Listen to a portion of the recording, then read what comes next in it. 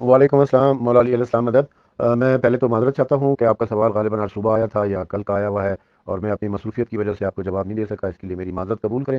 دوسرا، آپ کا سوال سود کے حوالے سے ہے۔ دیکھیں، ایک بات بڑی کلیئر کٹ ہے سود کے حوالے سے۔ قرآن مجید میں دو الفاظ استعمال ہوئے ہیں، ایک ہے ربا اور ایک ہے بہ۔ بہ بہ کہتے ہیں کاروبار کو، بزنس کو، اور ربا کہتے ہیں سود کو۔ سود، اب یہ سود کیا چیز ہے؟ یہ یاد رکھیں کہ سود جو ہے وہ صرف اور صرف اور صرف قرض کے اوپر ہوتا ہے۔ قرض کے اوپر جو چیز ایکسٹرا لی جائے گی، جو زیادہ چیز لی جائے گی، وہ سود ہوگا۔ چاہے وہ گندم کی صورت میں ہو، مکئی کی صورت میں ہو، اجناس کی صورت میں ہو، کپڑے کی صورت میں ہو، یا پیسے کی صورت میں ہو۔ مثلا یہ کہ آپ میرے پاس آتے ہیں اور مجھے کہتے ہیں کہ جی 1 لاکھ روپیہ ہمیں ادھار دے دو۔ میں کہتا ہوں کہ جی ٹھیک ہے، میں آپ کو 1 لاکھ ادھار دیتا ہوں، اور 1 سال کے بعد میں آپ سے 1,25,000 روپے لوں گا۔ یہ سود ہے۔ سود کا تعلق صرف اور صرف اور صرف ادھار سے، یعنی قرض سے ہے۔ کیوں؟ سود کو اللہ تعالیٰ نے حرام قرار دیا ہے، حرب اللہ و رسول اللہ اور اس کے رسول کے ساتھ جنگ قرار دیا ہے۔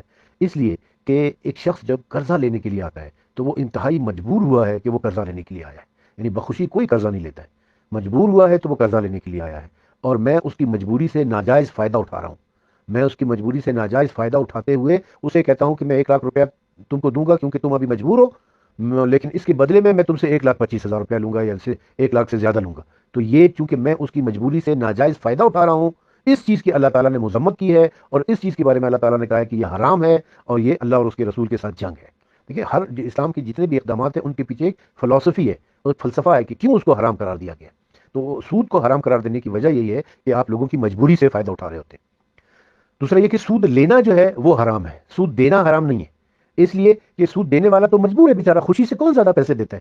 میں آپ دوسرا تیسرا دنیا کا کوئی شخص ایسا ہوگا جو خوشی سے پیسہ زیادہ دے؟ پیسہ تو ہر ایک کو بڑا پیارا ہے، بہت محبوب ہے، تو پیسہ کوئی زیادہ دینے کے لیے تیار نہیں ہوتا، مگر یہ کہ وہ مجبور ہے۔ لہٰذا جو مجبور ہو کر زیادہ پیسہ دے رہا ہے اس کے اوپر گناہ نہیں ہے، لیکن جو دوسری کی مجبوری سے فائدہ اٹھا کر زیادہ پیسے لے رہا ہے وہ حرام ہے، وہ گناہ ہے، گناہ کبیرہ میں شمار ہوتا ہے، اور وہ اللہ اور اس کے رسول کے ساتھ جنگ ہے۔ دوسری بات آپ نے کاروبار کے بینک کے حوالے سے کی ہے۔ بینک میں پیسہ رکھا ہے اور بینک والے آپ کو اس کے اوپر پروفٹ دے رہے ہیں، منافع دے رہے ہیں، وہ جائز ہے، وہ قرض نہیں ہے اس لیے جائز ہے۔ لیکن بینک سے ہی آپ نے قرض لیا ہے اور بینک والے آپ سے جو ہے نا وہ زیادہ پیسہ لے رہے ہیں، وہ حرام ہے۔ بینک کے اور بھی بہت سارے کاروبار ہوتے ہیں، شیئر کا کاروبار ہوتا ہے، قسطوں پر سامان دینے کا کاروبار ہوتا ہے، یہ سارے جائز ہیں، جتنے بھی کاروبار ہیں سب جائز ہیں، یہ سب جائز ہیں، صرف سود حرام ہے، اور سود کا تعلق قرضے کے ساتھ ہے، اس کے علاوہ اور کوئی چیز سود نہیں ہے۔ بینک کے باقی سارے کاروبار جائز ہیں، لیکن صرف سود لینا جو ہے نا وہ سود دینا جو ہے لینا سود لینا جو ہے وہ حرام ہے، دینا حرام نہیں ہے۔ اچھا، پھر یہ کہ بینک میں جیسے پیسہ رکھوایا گیا ہے، فکس ڈپازٹ میں رکھوایا گیا ہے، کرنٹ اکاؤنٹ میں ہے، ادھر ادھر بانڈ خریدے گئے ہیں، لاٹری نکل آئی ہے، یا اس کے اوپر انعام نکل بانڈ کے اوپر انعام نکل آیا ہے، یہ سب جائز ہے، بالکل جائز ہے یہ، مگر ان سب کے اوپر خمس ادا کرنا ہے۔ جو بھی کاروبار آپ نے کیا ہے اس کے اوپر جو آپ کو منافع ملا ہے وہ اس کے اوپر آپ نے خمس ادا کرنا ہے۔ مثلا آپ نے 10 لاکھ روپے بینک میں رکھے ہوئے تھے، 1 سال کے بعد آپ کو 11 لاکھ روپے مل گئے، تو وہ جو 1 لاکھ روپے آپ کو ایکسٹرا ملا ہے، اس وہ آپ کا جو ہے پروفٹ ہے نا، وہ منافع ہے آپ کا جو بینک نے آپ کو دیا، اس کے اوپر آپ کو خمس دینا ہے، 5واں حصہ، یعنی 20,000 روپے اس کے اوپر خمس ہے، وہ آپ کو ضرور دینا ہے۔ 10 لاکھ روپے جو پہلے آپ نے جمع کروا رکھے تو اس میں تو یقیناً آپ نے خمس دیا ہوگا، اگر نہیں دیا تو اس میں بھی دینا ہے خمس۔ لیکن جو منافع آپ کو ملا ہے، جو پروفٹ آپ کو ملا ہے، لاٹری نکل آئی ہے، انعام نکل آیا ہے، پرائز بانڈ کا نام نکلا ہے، اس کے اوپر بھی خمس آپ کو دینا ہے۔ 20%، 5واں حصہ جو ہے وہ خمس ہے، وہ آپ کو دینا ہے۔ باقی سارے کاروبار حلال ہیں۔ ہاں، کاروبار کے حوالے سے اللہ تعالیٰ نے قرآن مجید میں یہ فرمایا ہے کہ لوگوں کا مال ناجائز طریقے سے نہ کھایا کرو۔ اب اس میں ناجائز طریقے سے کھانے کی کیا بات ہوتی ہے؟ ایک چیز 100 روپے کی آپ اسے 200 روپے میں بیچ رہے ہو، ہے تو یہ کاروبار، لیکن یہ ناجائز ہے۔ اچھا، یہ گناہ ہے، گناہ کبیرہ نہیں ہے۔ دیکھیں، سود کھانا جو ہے وہ گناہ کبیرہ ہے، لیکن یہ جو کاروبار ہے آپ نے کسی چیز کو مہنگا کر کے بیچا ہے تو یہ ناجائز ہے، یہ گناہ کے زمرے میں آتا ہے، البتہ گناہ کبیرہ کے زمرے میں نہیں آتا یہ ایسا گناہ ہے جو معاف ہو سکتا ہے۔